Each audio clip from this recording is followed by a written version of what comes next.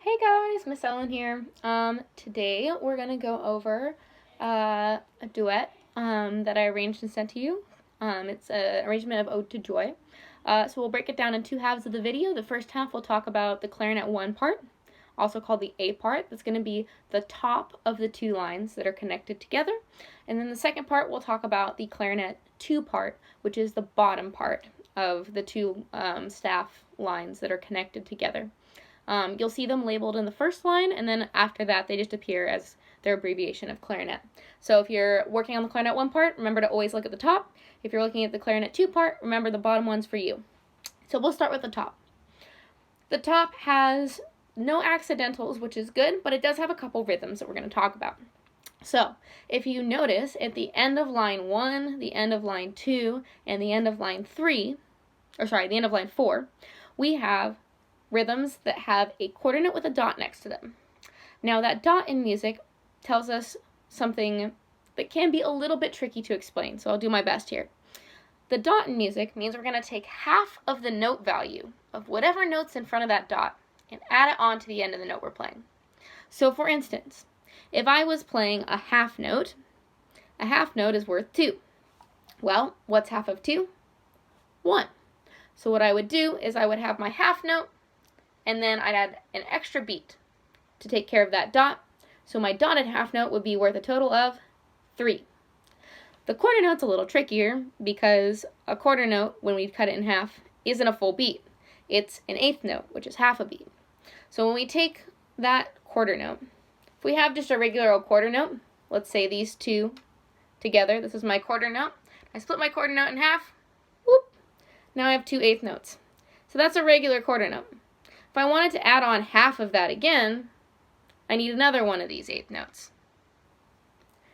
So my dotted quarter note, becomes worth 3 eighth notes. So if we're counting in eighth notes, 1 and 2 and 3 and 4 and, we need 3 of those sounds to be worth that dotted quarter now. 1 and 2 all become grouped into that dotted eighth note. So if I was going to count this rhythm then, that's at the ends of lines 1, 2, and 4, I would count it as 1 and 3, because the 2 is now part of the first note, and that eighth note that you see after the dotted quarter belongs to the and of 2. So 1 and 2 and 3 is how we would count that if I was going to play it.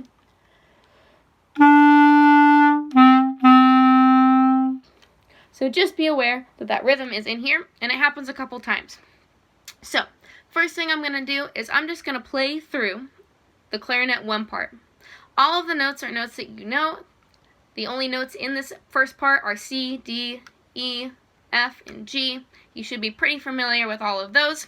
So I'm going to play through it. You can use this to play along with. If you're working on the A part, you can play it with me. Or if you're working on the B part, you can use this as an accompaniment and play the B part while I'm doing this A part. Your choice. Here we go.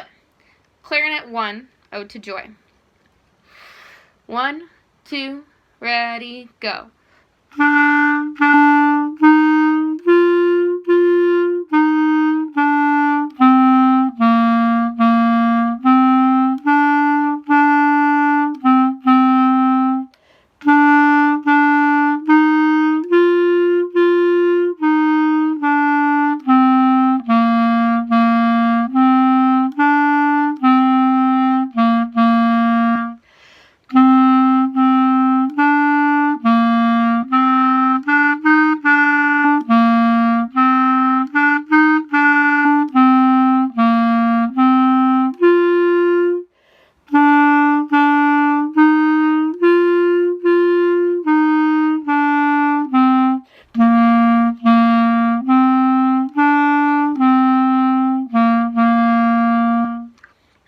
And there's clarinet 1. Okay, now for clarinet 2. Clarinet 2 is a little bit more challenging for a couple reasons. One is that it goes into the bottom range of our instrument, so you'll notice even the first bar, we've got a low G, which is 1, 2, 3, 1, 2, 3. You'll also notice towards the end of the first and second line, this part actually goes over the break, which means we're using the register key to play higher notes. Now, if you look at the end of line 1, we've got that same rhythm we talked about from the clarinet 1 part, but now we're switching over the break. C, G, G.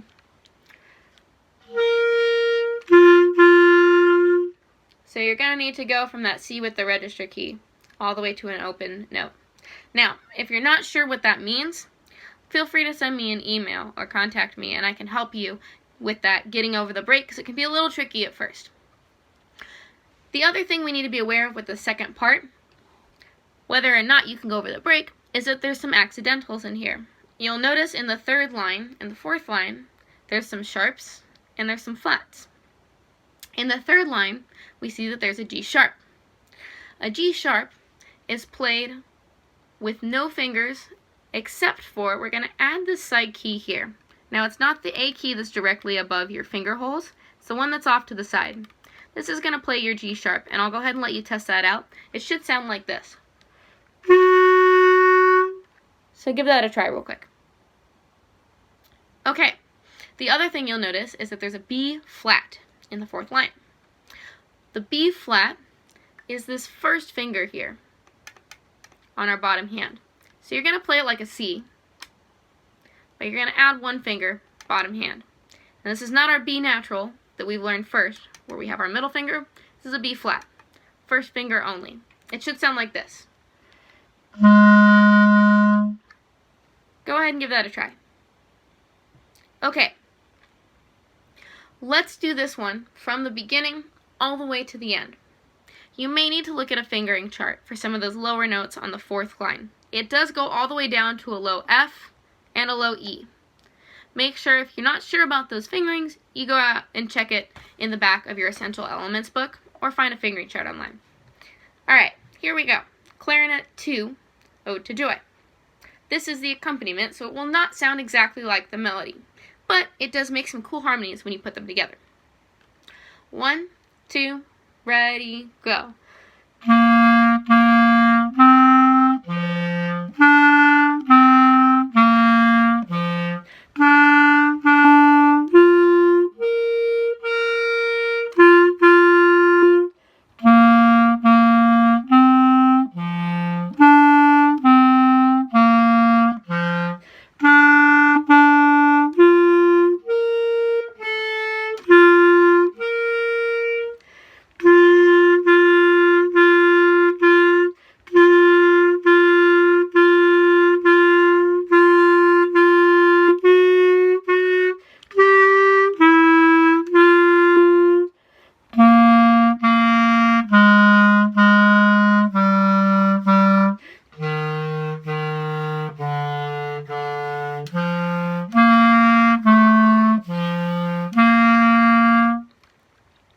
And there you have it.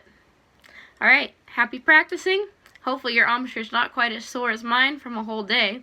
And remember, if you start to get to that point, where mine's at right now, where you've got that tired embouchure, take a second, stretch your lips out, and make a funny face. Alright, happy practicing, and I'll see you later.